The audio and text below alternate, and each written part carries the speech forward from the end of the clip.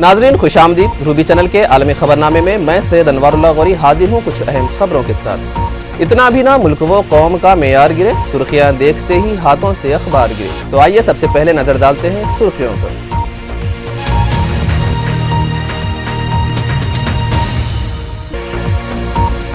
ملک شام میں شامی باغیوں نے ماہ اگست میں 190 شہریوں کا قتل اور 200 سے زائد افراد کو یرغمال بنایا۔ انسانی حقوق تنظیم ہیومن رائٹس کا انکشاف۔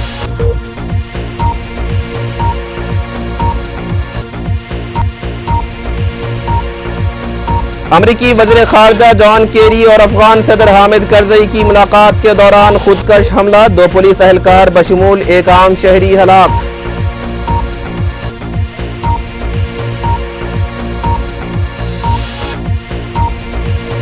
فائلین طوفان کے پیش نظر صدر جمہوریہ ہند پرنب مکھرجی کا دورہ بیر بھوم منسوخ۔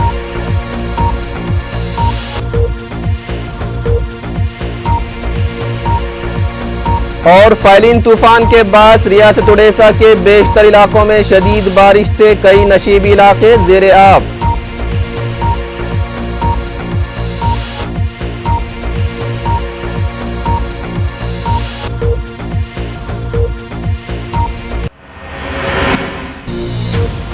اب خبریں تفصیل سے۔ فائلین طوفان کی وجہ سے ریاست اڈیشہ کے ساحلی علاقوں میں زبردست بارش اور طوفانی ہواؤں کا آغاز ہو چکا ہے، جس کے باعث ریاست اڈیشہ کے کئی نشیبی علاقے زیر آب آ چکے ہیں، جس سے عوام الناس کو دشواریوں کا سامنا کرنا پڑ رہا ہے۔ وہیں ہندوستانی محکمہ موسمیات نے آندھرا پردیش اور اڈیشہ کی ریاستوں میں ممکنہ آفت سماوی سے نمٹنے کے لیے وسیع پیمانے پر تیاریاں کرنے کی ہدایت جاری کر دی ہے۔ واضح رہے کہ آفت سماوی کے پیش نظر آندھرا پردیش، اڈیشہ اور مغربی بنگال کے ساحلی علاقوں میں بچاؤ اور راحت رسانی کے کاموں کے لیے متعدد ٹیموں کو ضروری ساز و سامان کے ساتھ تعینات کر دیا گیا ہے۔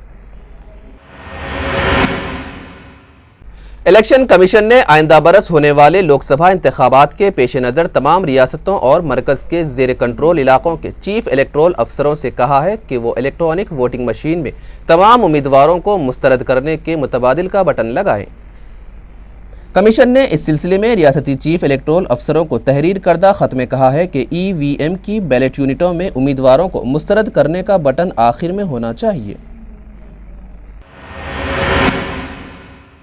فائلین نامی طوفان کی وجہ سے صدر جمہوریہ پرنب مکھرجی کو ضلع بیر بھوم کے کرنہار میں اپنے قیام کو مختصر کر کے ایک دن قبل ہی دہلی روانگی کا پروگرام بنانا پڑا۔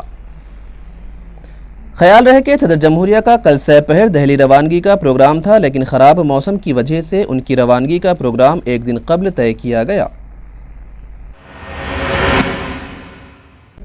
وزیر خزانہ پی چدمبرم نے ہندوستان میں پائیدار، تیز اور مسلسل ترقی کا دور واپس آنے کی امید ظاہر کرتے ہوئے کہا ہے کہ غیر ملکی سرمایہ کاری کے بے شمار امکانات ہیں جس سے کافی منافع کمایا جا سکتا ہے۔ چدمبرم نے ایک پروگرام میں کہا کہ بنیادی ڈھانچے کا سیکٹر ہندوستانی معیشت کا مرکز رہا ہے۔ انہوں نے کہا کہ نجی اشتراک میں اضافے سے یہ سیکٹر کافی تیزی سے ترقی کر رہا ہے۔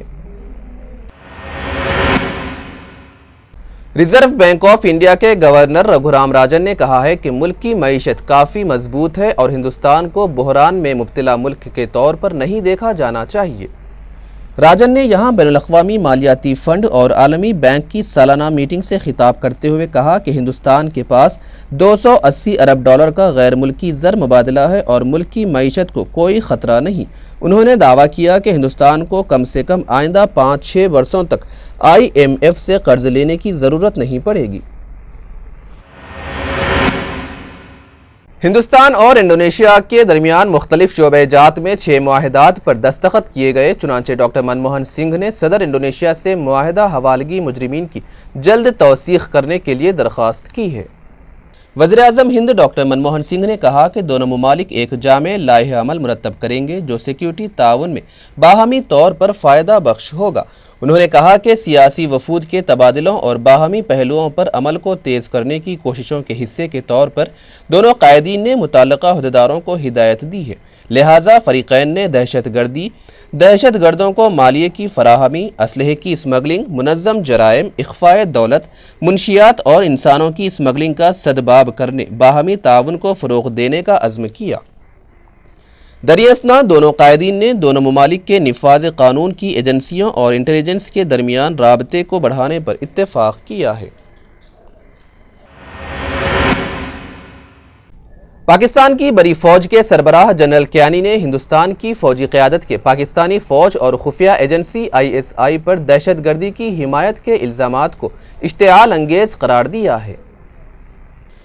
پاکستانی فوج کے شعبہ تعلقات عامہ ISPR کی جانب سے جاری ہونے والے ایک بیان کے مطابق جنرل کیانی نے ہندوستان کی فوجی قیادت خصوصاً بڑی فوج کے سربراہ کی جانب سے پاکستان کی فوج اور خفیہ ادارے ISI پر دہشت گردی کی حمایت کے حالیہ الزامات کو افسوسناک، بے بنیاد اور اشتعال انگیز قرار دیا ہے۔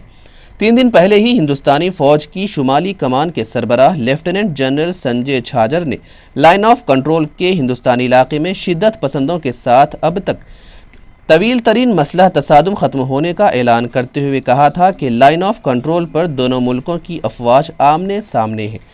بیان کے مطابق جمعہ کو general headquarters Rawalpindi میں افسروں کے ایک گروپ سے گفتگو کرتے ہوئے جنرل کیانی نے کہا کہ پاکستان کو بھی لائن آف کنٹرول کی مسلسل خلاف ورزیوں پر تشویش ہے اور سال 2003 میں پاکستان نے لائن آف کنٹرول پر جنگ بندی کی تجویز دی تھی اور اس پر دونوں ملکوں نے اتفاق کیا تھا۔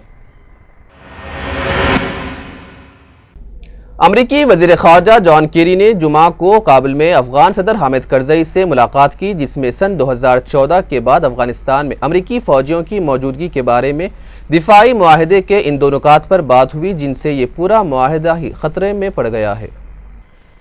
افغانستان کے دارالحکومت سے موصول ہونے والی اطلاعات کے مطابق ابھی تک یہ واضح نہیں ہو سکا کہ صدر کرزئی اور جان کیری کے درمیان ملاقات میں ان نکات پر کوئی پیش رفت ہوئی ہے کہ نہیں۔ امریکہ چاہتا ہے کہ اس اہم نوعیت کا دفاعی معاہدے کو اکتوبر کے اختتام تک طے کر لیا جائے۔ دوسری جانب افغان صدر حامد کرزئی کہہ چکے ہیں کہ وہ آئندہ سال اپریل میں صدارتی انتخابات تک انتظار کر سکتے ہیں۔ اس معاہدے سے ہی سن 2014 کے بعد زیادہ تر غیر ملکی فوجوں کے افغانستان سے چلے جانے کے بعد اس بات کا تعین ہوگا کہ امریکی فوج افغانستان میں کیسے رہیں گے۔ معاہدہ طے کرنے میں ناکامی کی صورت میں تمام امریکی فوجیوں کو افغانستان سے واپس جانا پڑے گا، جس کو امریکی زیرو آپشن یا بعید از امکان قرار دے رہے ہیں۔ عیسائی دنیا کے مشہور مبلغ پاسٹر رک ویرن مشرف با اسلام ہو گئے ہیں۔ 1997 میں اسلام قبول کرنے والے مغربی موسیقار یوسف اسلام نے اس بات کا انکشاف کیا ہے۔ چنانچہ پاسٹر ویرن نے اس بات کی تصدیق کی ہے کہ یوسف اسلام سے ان کی ملاقات ہوئی تھی اور وہ عرصے دراز سے اسلام اور عیسائی دنیا کو متحد کرنے کی کوشش کرتے رہے ہیں۔ انہوں نے ایک نیا فرقہ بنانے کی بھی کوشش کی جو کرسٹو اسلام سے موسوم کیا گیا تھا۔ ان کا یہ بھی دعویٰ تھا کہ دراصل اسلام اور عیسائیت میں بڑی حد تک یکسانیت ہے، اللہ اور گاڈ دراصل ایک ہی ہے۔ علاوہ ازیں عیسائی دنیا میں رک ویرن کو بہت مقبولیت حاصل ہے اور ان کی کتابیں عیسائی مبلغین میں ذوق و شوق سے پڑھی جاتی ہیں۔ حج بیت اللہ کے دوران سخت ترین سیکیورٹی انتظامات کیے جا رہے ہیں۔ چنانچہ سینٹر حج کمیٹی کے سربراہ اور گورنر مکہ پرنس خالد الفیصل کے مطابق تاحال 15,000 غیر مجاز تارکین وطن کو حج پرمٹ نہ ہونے کے سبب اپنے وطن واپس کر دیا گیا ہے۔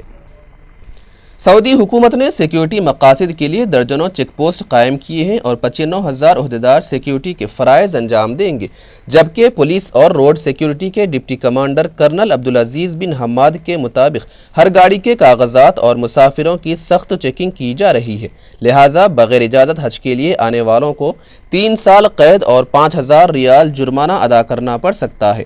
دریں اثنا سعودی حکام کی کوشش ہے کہ کسی قسم کی آتش زدگی، ہوٹلوں میں لڑائی، پولیس سے جھڑپوں یا بھگدڑ جیسے واقعات رونما نہ ہوں۔ علاوہ ازیں 63 غیر مجاز حج کمپنیوں کو بے نقاب کیا گیا ہے جو غیر مسلمہ تھی اور حج پرمٹ کے بغیر مقامات مقدسہ میں عازمین کو پہنچا رہے تھے۔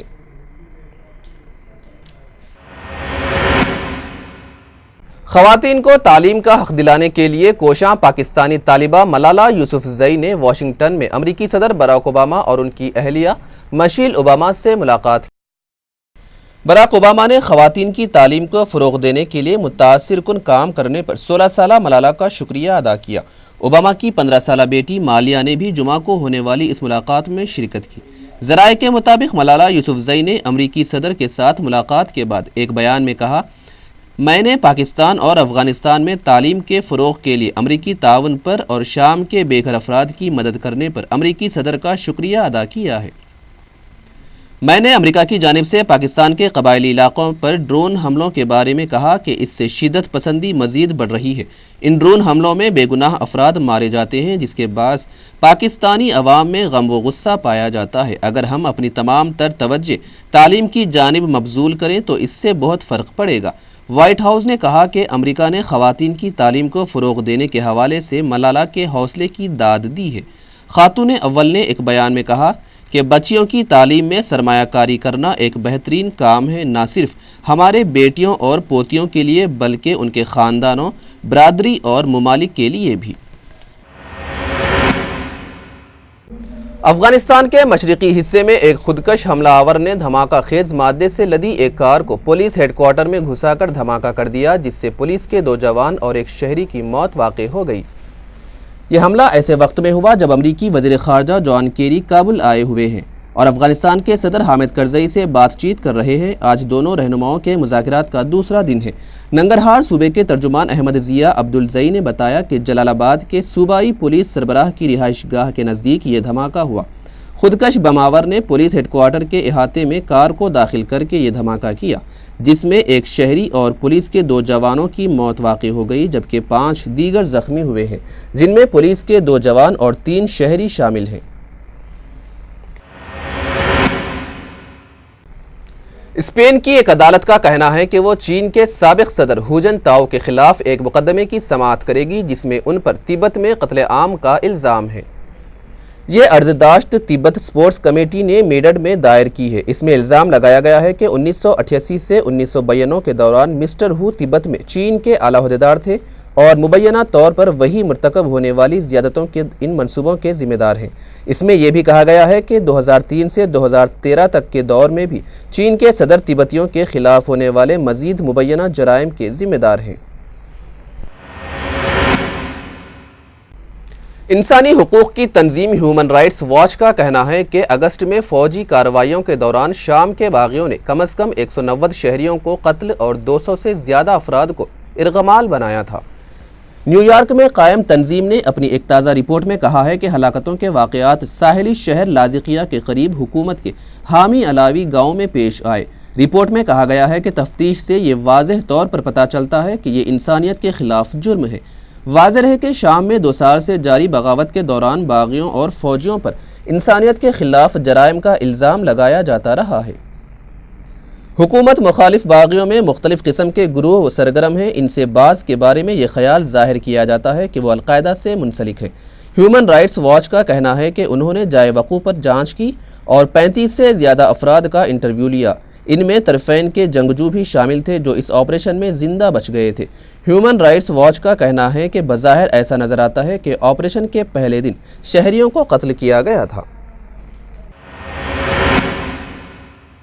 امریکی صدر براک اوباما نے ریپبلکن پارٹی کے اسپیکر کے ذریعے حکومت کے قرض لینے کی حد کو نومبر تک بڑھانے کا فارمولہ نامنظور کر دیا ہے، جس کے بعد ریپبلکن پارٹی کے ممبران پارلیمنٹ اب سمجھوتے کا نیا فارمولہ تیار کر رہے ہیں، جس سے انہیں امید ہے کہ پیر کے روز بازار کھلنے سے قبل بجٹ نامنظور ہونے سے پیدا شدہ ملک کے سب سے بڑے مالی بحران کا کوئی حل نکل آئے گا۔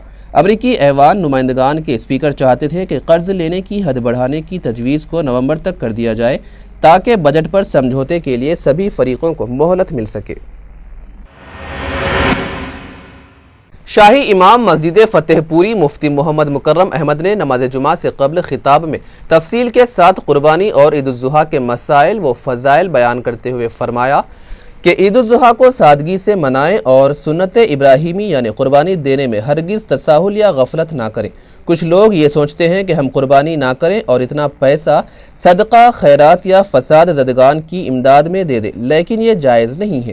قربانی مردوں پر بھی ہے، عورتوں پر بھی اور بالغ اولاد پر بھی۔ اگر کسی کے پاس 52.5 تولے چاندی ہو تو اس پر قربانی واجب ہے۔ بالی would super star Aamir Khan نے باندرہ میں کارٹر روڈ پر ایک قیمتی فلیٹ خریدا ہے جس کی قیمت 60 کروڑ روپے بتائی جا رہی ہے۔ 5000 स्क्वायर फीट पर मुश्तमिल ये फ्लैट समंदर के किनारे 2 मंजिलों पर मुश्तमिल है। आमिर खान ने इससे पहले इसी साल पॉली हिल के अपने मरीना अपार्टमेंट में फ्लैट की तज़यीन नौ की थी, लेकिन वो कार्टर रोड पर वाक़े इस अपार्टमेंट में किराएदार की हैसियत से मुंतकिल हुए थे, जिसका माहाना किराया 10 लाख रुपये था। इस फ्लैट में उन्हें काफ़ी दिलचस्पी नज़र आई तो उन्होंने ख़रीदने की पेशकश की। फ्लैट के मालिक ने उनकी पेशकश को कबूल करते हुए इसे फ़रोख्त कर दिया। मेगा स्टार अमिताभ बच्चन 71 साल के हो गए। उन्होंने कहा कि जब तक उनके जिस्म में ताकत है वो फिल्मों में काम करने का सिलसिला जारी रखेंगे। 71वीं सालगिरह की सबसे अच्छी बात ये रही कि हमेशा उनके अरकान ख़ानदान एक साथ एक ही आवाज़ में हैप्पी बर्थडे टू यू कहा करते थे, लेकिन इस साल उनकी 2 साला मासूम पोत्री आराध्या ने भी सबके साथ आवाज़ मिलाई, जिससे अमिताभ बच्चन की खुशियों का कोई ठिकाना नहीं रहा। मीडिया के नुमाइंदों से बात करते हुए उन्होंने कहा कि आराध्या की मां ऐश्वर्या राय बच्चन ने बच्ची को बर्थडे का गाना सिखाया था और इसने बहरहाल इसकी तकमील कर दी। गुज़िश्ता साल चूँकि मेरी 70वीं सालगिरह थी, लिहाजा उसे बड़े पैमाने पर मनाया गया था। 71वीं सालगिरह पर ज़्यादा धूमधाम नहीं है। ममता बनर्जी भी हिंदी फिल्मों की ज़बरदस्त मद्दाह है। उन्होंने अपने फेसबुक पोस्ट पर अमिताभ बच्चन को मुबारकबाद दी है। अक्षय कुमार ने हेरा फेरी 3 में काम करने से इनकार कर दिया है, जबकि सुनील शेट्टी, परेश रावल और अक्षय कुमार की हंसी की खिचड़ी ने हेरा फेरी को खूब शोहरत दिलाई। फिल्म का एक एक सीन हंसी से लोटपोट करने के लिए काफ़ी है। हेरा फेरी के इससे कबल आने वाले दोनों सीक्वल बॉक्स ऑफिस पर ज़बरदस्त कारोबार कर चुके हैं। जब ही फिल्म के हिदायतकार प्रिया दर्शन ने तीसरे सीक्वल का ऐलान किया था, लेकिन अब यह खबर मिली है कि लीडिंग रोल में आने वाले अक्षय कुमार इस सीक्वल में नहीं नज़र आएंगे। वजह बताई जा रही है कि उनकी दूसरी फिल्मी मसरूफियात, जिसकी वजह से उनके पास इतना वक्त नहीं है कि वो हेरा फेरी 3 में काम कर सके। अब ऐसी सूरत हाल में फिल्म का सारा बोझ सुनील शेट्टी और परेश रावल के कंधों पर आ जाएगा। शहंशाह जज्बात दिलीप कुमार ने सायरा बानो के हमराह अपनी शादी की 47वीं सालगिरह मनाई और उन्होंने कहा कि हर गुजरता हुआ साल उनके लिए ज़्यादा से ज़्यादा बमाने और मजबूत अज़्म पैदा करता है। खबरनामे के इख्तिताम से कबल अहम खबरों पर दोबारा एक नज़र।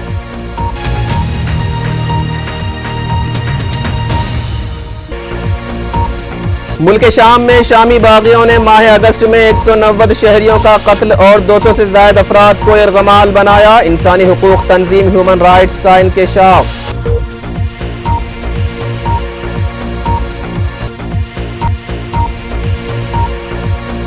अमरीकी वज़ीर ख़ारजा जॉन केरी और अफगान सदर हामिद करज़ई की मुलाकात के दौरान खुदकश हमला, 2 पुलिस अहलकार बशमूल एक आम शहरी हलाक।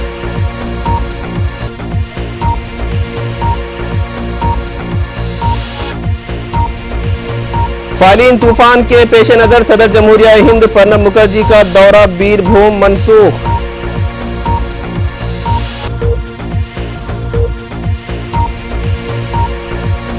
और फालिन तूफान के बाद रियासत उड़ीसा के बेशतर इलाकों में शदीद बारिश से कई नशीबी इलाके ज़ेरे आब।